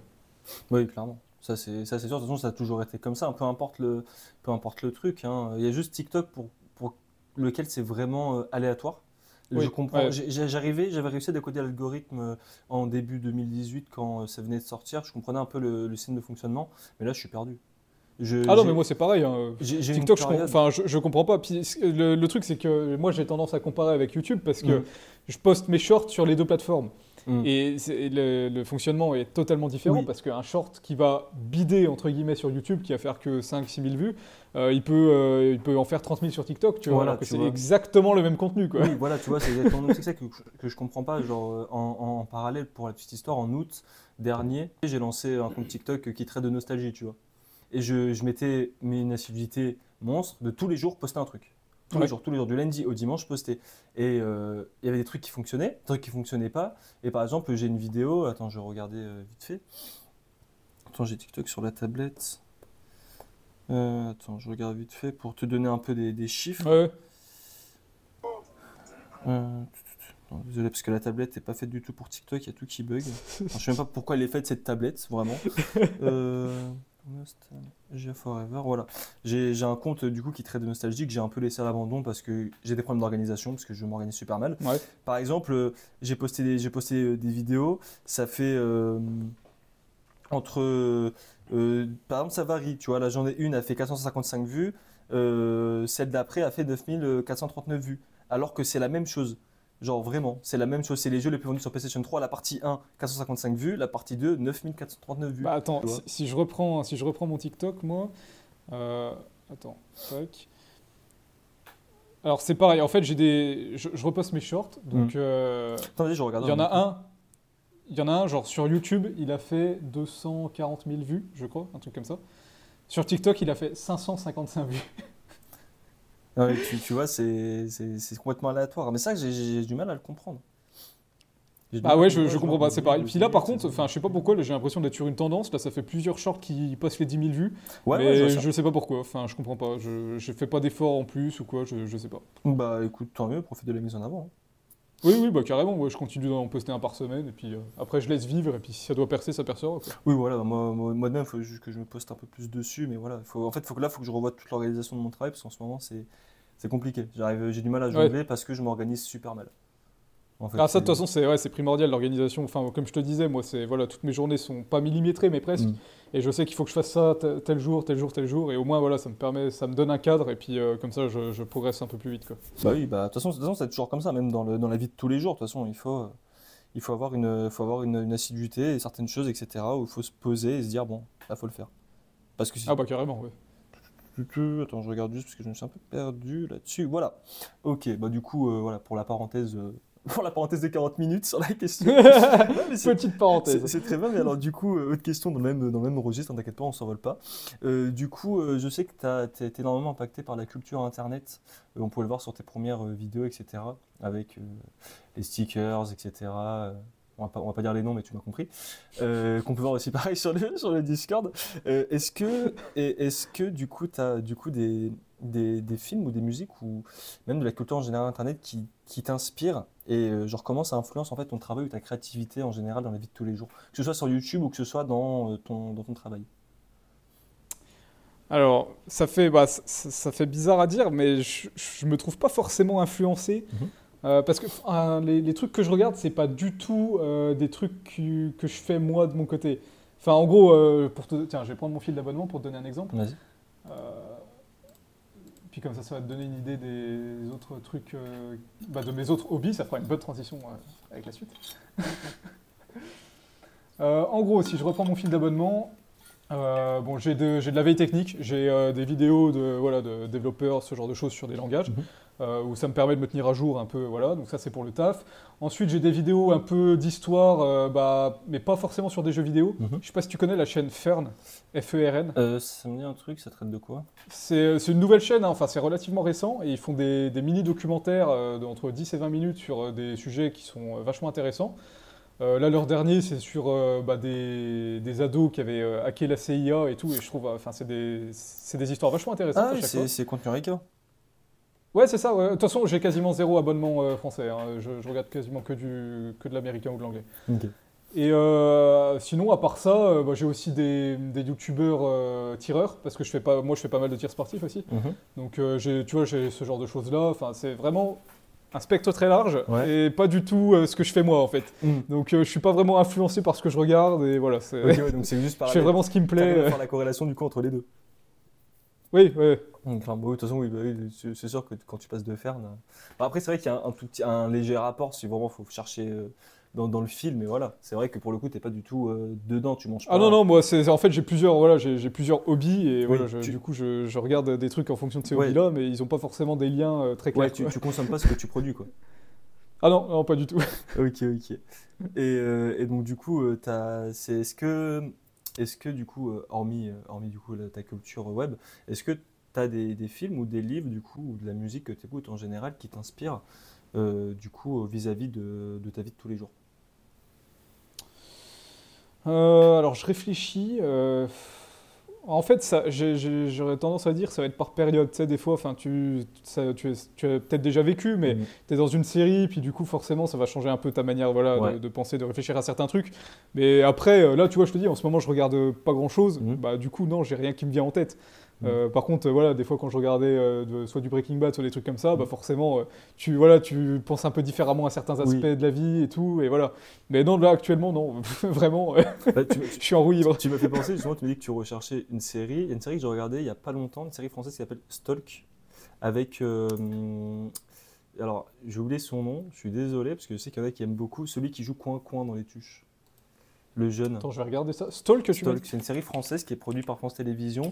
Et en gros, l'histoire, enfin, ça tourne énormément autour de l'informatique, etc. Enfin, Ouais. pour le coup, c'est pas. Il y a des trucs, voilà, qui sont un peu, voilà, pour le show. Mais la plupart du temps, les trucs sont raccord de ouf. Et l'histoire est vraiment super géniale. En fait, pour pas trop te spoiler, c'est du coup le mec qui joue coin-coin dans les tuches. En gros, il est dans une faculté d'informatique. Et en fait, il y a une histoire qui fait qu'il va se passer un truc. Et en fait, ça va en découdre qui va créer une application, en gros, qui permet de pouvoir stalker les gens, tu vois. Ok. Et en fait, du coup, ça crée plein de merde, etc. Et tu as 2 saisons qui sont génialissimes. Pour le coup, j'adore les séries françaises. Il y en a beaucoup que j'apprécie énormément. Mais autant celle-là, c'est vraiment un de mes coups de cœur. Honnêtement. Ok, bah écoute, je me le note parce que ouais, ça a l'air intéressant. En Le plus, pitch est intéressant en tout cas. c'est pas, t'as 2 saisons, il n'y a pas beaucoup d'épisodes, c'est vraiment intense. Vraiment, ça se regarde. Ça se regarde et vu que c'est un peu dans ce que tu fais, tu pourrais vraiment vachement aimer. Voilà. Bah du coup, ça me fait penser que oui, si, il y a une série aussi que j'ai particulièrement appréciée dans le même genre. Mhm. Je sais pas, enfin dans le même genre. C'est How to Sell Drugs Online. Ah, alors, j'en ai entendu parler, mais je ne l'ai pas du tout regardé. Alors, moi, ça m'a parlé direct parce que bah, c'est le mec en gros qui code son site pour vendre des drogues sur le darknet. Mhm. Donc, bon, ça veut pas dire que j'ai fait ça, mais voilà, enfin, l'aspect technique est Oui. assez réaliste, entre guillemets. Donc, c'est quelque chose que j'ai bien aimé. Et l'histoire est sympa aussi, donc voilà, c'est un truc, moi, qui m'a bien plu, vu que c'est un peu dans ce que je fais, quoi. Donc, ça, c'est sur Netflix, hein, c'est ça? Ouais, c'est sur Netflix, ouais. Mhm. Et alors, c'est 3 saisons, je crois, pour l'instant, mais c'est pas fini, il me semble. Enfin, Ok. faut que je regarde, mais il me semble que c'est pas fini. Mais c'est vrai qu'il y en a plein, même, qui gravitent autour de l'informatique. Bon, c'est vrai qu'il y a eu la hype avec Mr. Robot, évidemment.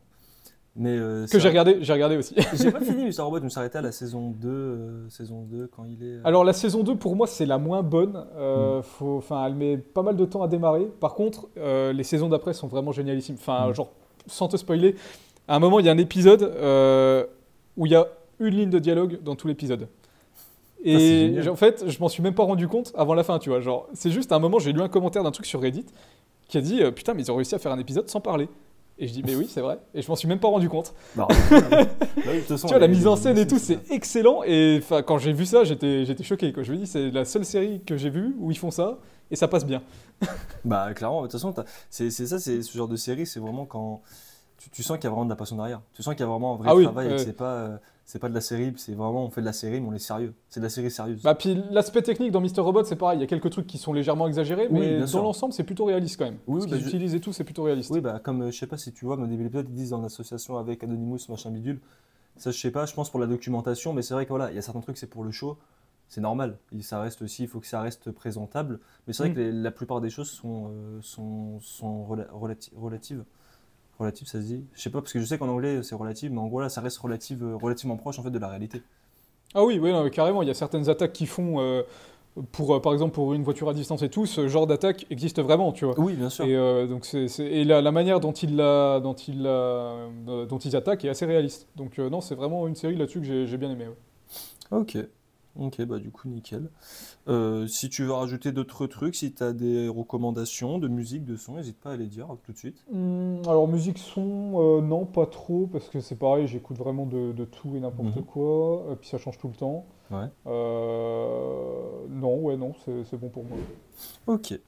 Ok, donc du coup, on va passer à tes hobbies. Du coup, au-delà des affaires, effectivement, tu restes un être humain comme moi. Tu t'appelles pas Sblarky dans la vraie, tu t'appelles Jules.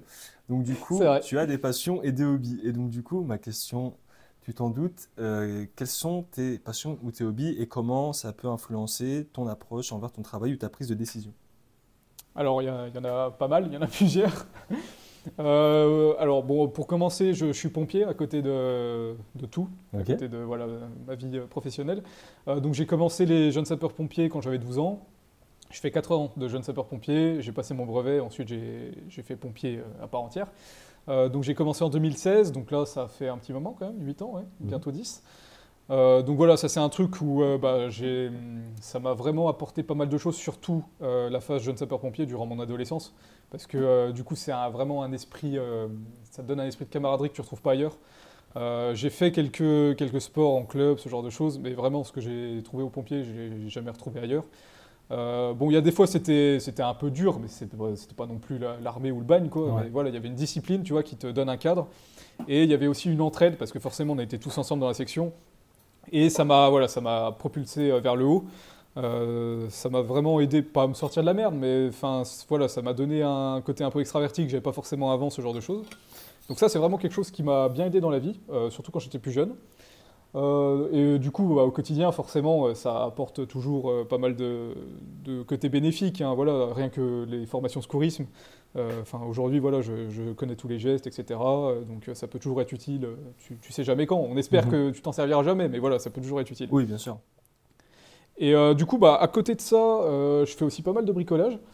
Donc, bah, tiens, l'appart là, que tu vois ici, Ouais. je l'ai quasiment entièrement rénové. Parce que avant, enfin, il était dégueulasse, hein, je te montrerai peut-être des photos si tu veux, mais Oh, genre là, on carrément. a foutu la cuisine. Là, cet hiver, j'ai fait l'isolation ici. On a refait la salle de bain. Enfin, voilà, c'est un truc que je fais. J'y connaissais rien il y a encore quelques années, mais tu vois, je me suis mis dedans et voilà, ça m'occupe bien, on va dire. Et puis après, sinon, à côté de ça, je fais aussi pas mal d'impression 3D, donc un peu de modélisation d'impression. C'est vrai Ça que va aussi avec le bricolage. t'en avais parlé dans ta chaîne notamment d'impression 3D. Oui, j'avais fait une console imprimante, enfin une console imprimante 3D, la coque de la console imprimante 3D avec un Raspberry dedans, avec un petit peu de soudure, tout ça pour faire une console.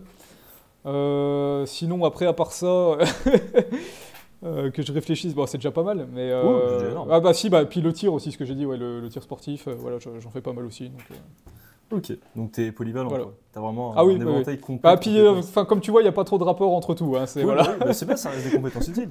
C'est bien de développer, de diversifier. On n'est pas forcément obligé de rester que sur un truc. Ah bah oui, oui. Ok, et du coup, en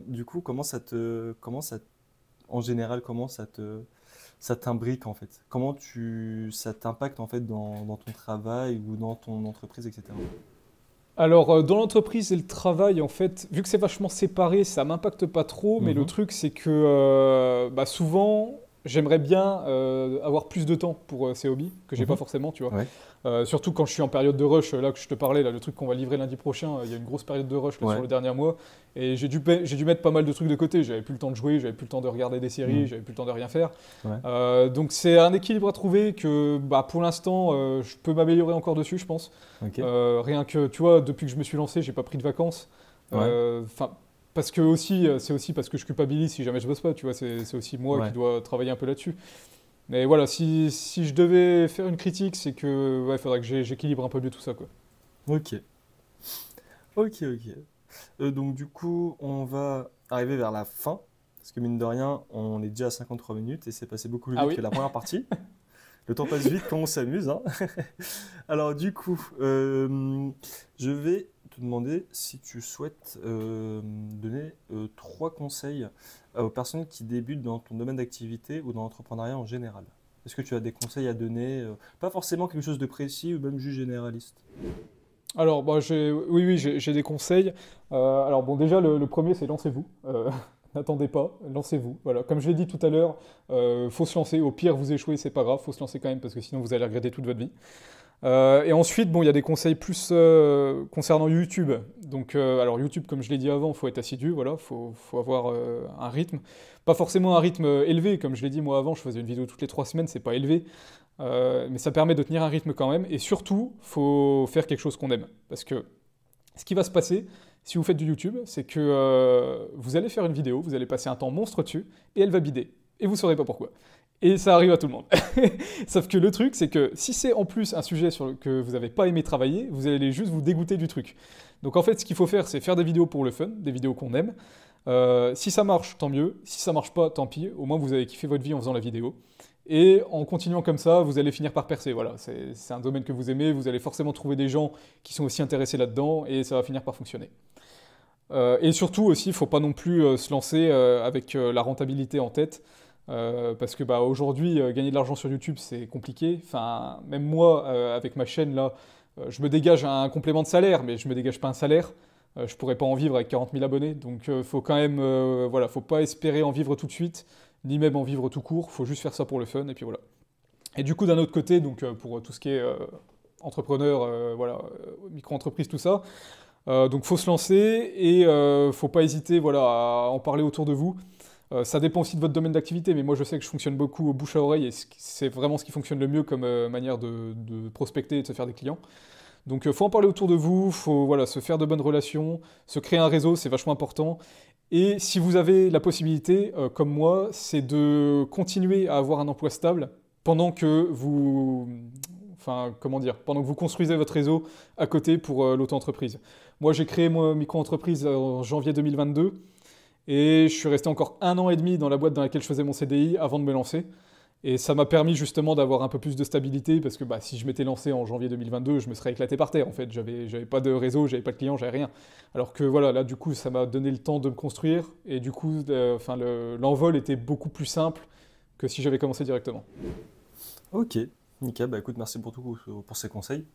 Et bah merci à toi. C'est un très bon conseil pour le coup. C'est bien expliqué, c'est bien concis, donc j'espère que les auditeurs et les auditrices le prendront dans une bonne oreille. Donc du coup, je vais te laisser le choix parce qu'après ça, on va devoir arrêter. Ça fait déjà 2 heures. L'épisode, je crois que va être beaucoup plus long que l'épisode 1. Attention, c'est pour dire. Alors du coup, je vais te laisser choisir entre soit le bilan business ou soit la zone libre antenne. Donc la zone libre antenne, je vais te donner un chiffre entre 1 et 6. Et suivant le numéro que tu me donnes, tu vas avoir une petite question vraiment chill. Ou le bilan mensuel, ça va vraiment être un truc de... C'est bouffer des chiffres. Donc c'est Bah toi le qui bilan choisis. mensuel, hein. Moi je suis data analyst comme je t'ai dit, donc les chiffres. Alors c'est parfait. Eh ben, alors, on y va. Donc du coup, pour le bilan mensuel, j'avais une question à te poser là-dessus. C'est quoi les indicateurs clés qui t'ont le plus surpris ce mois-ci et comment ça influence ta vision à court et à long terme pour tes entreprises? Alors, pour YouTube, je me mets sur les chiffres, hein, juste pour pouvoir te répondre précisément. Alors YouTube, en fait, là, ça fait une série de quelques mois qui sont assez exceptionnels pour ma chaîne. Ça a commencé en fait en novembre où j'ai dépassé mon record de vues. Ensuite, décembre, j'ai redépassé mon record de vues. Et janvier-février, ça a un peu baissé, mars aussi, mais ça reste très haut. Là, pour te donner une idée, sur les 28 derniers jours, j'ai gagné 2100 abonnés, ce qui est bien plus élevé que d'habitude. En général, j'en gagne un peu moins de 1000, tu vois. Et je suis à quasiment 600 000 vues, ce qui est aussi bien plus élevé que d'habitude, car d'habitude, je suis plus vers les 250 000. Donc tout ça, c'est assez intéressant parce que c'est le résultat d'une stratégie que j'ai mis en place justement depuis que bah, les chiffres ont commencé à augmenter, où, bah, comme je disais tout à l'heure, je me force à poster un short par semaine, parce que les shorts te donnent un engagement de malade, même si c'est pas rentable du tout, voilà, etc. Ça donne un engagement de malade. Et du coup, j'avais un peu peur dans un premier temps que les shorts, l'audience que ça te ramène ne regarde pas tes vidéos longues. Mais de ce que je vois, enfin pour ma chaîne en tout cas, c'est pas vraiment le cas parce que les vues de mes vidéos longues ont largement augmenté aussi. Si je prends ma vidéo sur les secrets de Tears of the Kingdom, c'est ma meilleure vidéo all time. Elle a eu la meilleure progression de toute ma chaîne. Le Mix Switch, c'est la deuxième meilleure vidéo all time. Enfin, tu vois, c'est quand même assez. Ça porte ses fruits, quoi. Donc, niveau chiffres, c'est plutôt très bon en ce moment. À voir ensuite si ça va continuer comme ça sur l'année. Là, en plus, ce qui est intéressant, c'est que janvier, février, mars, on est sur le bas de l'année. En général, c'est la période un peu creuse. Et ça remonte jusqu'aux vacances d'été. Ensuite, on a à nouveau un creux en septembre et ça remonte sur la fin d'année jusqu'aux vacances. Donc là, normalement, si ça suit la tendance des autres années, ça devrait augmenter jusqu'à juillet-août. Donc ça peut être très intéressant pour la chaîne si ça continue dans cette tendance-là, quoi. Puis après, bon, côté entreprise, j'ai pas vraiment d'analytics aussi précise. Enfin, ma seule analytics, c'est mon CA, en gros.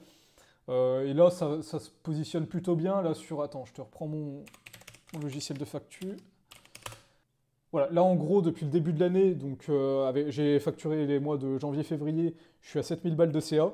Donc, sachant que moi, il n'y a pas de charge, hein, donc c'est 7000 balles de CA sur lesquelles tu enlèves les 20% de l'URSSAF. Et là, mars, ça a l'air de partir sur 3000 balles de CA aussi, donc bon, c'est plutôt propre, hein, clairement. Ok, ouais, voilà. c'est plutôt positif. Ça tourne bien. Là, tiens, j'ai encore, juste avant qu'on commence, là, j'ai encore signé un devis là, pour un site internet. Donc voilà, c'est plutôt bon pour l'avenir là, pour l'instant. Ok, bah écoute, ça se présente bien, c'est parfait. Et du coup, ta série que tu as montée, elle a été influenceuse vis-à-vis de ton expérience que tu as eue en cours, ou est-ce que ta carrière sur Internet t'a aussi vachement influencé sur cette prise de décision? Bah, c'est plus mon entourage en fait qui m'a influencé, j'ai envie de dire, parce que bah, comme je t'ai dit, j'ai fait mon stage là avec le mec qui est pompier justement, et enfin c'est vraiment un bon ami, voilà, de longue date maintenant, et ça fait plusieurs années que je bosse avec lui. Et du coup, donc j'avais déjà ce modèle-là, entre guillemets, où, voilà, qui me poussait à me lancer. Et en plus, à côté de ça, j'ai aussi ma mère qui a lancé sa propre agence de communication. Donc c'est pareil. Enfin, ils sont deux co-gérants, donc voilà, mais c'est les patrons en gros de l'agence. Et pareil, enfin, j'en ai discuté vite fait avec elle. Et ça donne quand même une liberté, voilà, qu'on n'a pas dans le salariat, et voilà, ça peut donner des perspectives qu'on n'a pas forcément dans le salariat non plus. Donc voilà, c'est vraiment ces deux aspects-là qui m'ont poussé à me lancer en juillet dernier, quoi. Bon bah écoute, Jules, merci d'avoir accepté l'invitation. Ça me fait plaisir de t'avoir enfin en face depuis tant d'années. Ça reste agréable et puis merci à toi. T'as un petit mot pour la fin? Ouais, bah pareil, merci à toi pour l'invitation, c'était super cool d'échanger comme ça sur tous ces sujets. J'espère pour toi que le podcast va fonctionner, voilà, et que ça va se développer, et voilà. Merci et beaucoup. puis bah, et abonnez-vous à Overflow, hein, allez-y. Abonnez-vous à Sblark également. Bon bah, merci à tous d'avoir suivi. On se retrouve sûrement le mois prochain ou le mois d'après pour le 3e épisode. Sur ce, portez-vous bien et puis n'oubliez pas de bien entretenir votre entrepreneuriat. Allez, salut!